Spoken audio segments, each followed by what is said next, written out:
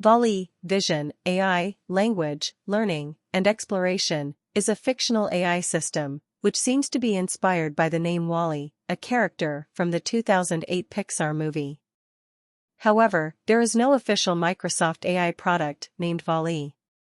Microsoft does have various AI technologies, tools, and services, some of which include 1. Azure Cognitive Services, a collection of APIs and services that enable developers to build intelligent applications by integrating computer vision, speech recognition, language understanding, and more.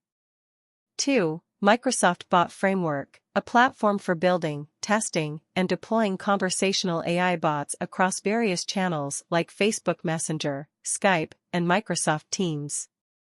3. Azure Machine Learning, a cloud-based service that provides tools and services for building, training, and deploying machine learning models. 4. Project Turing, Microsoft's effort to develop large-scale, advanced AI models and technologies that can be used to improve various Microsoft products and services like Bing, Office, and LinkedIn. Remember, these are real Microsoft products and services, whereas VALL-E is a fictional AI system. If you are looking for information on a specific Microsoft AI technology, please let me know, and I'll do my best to help.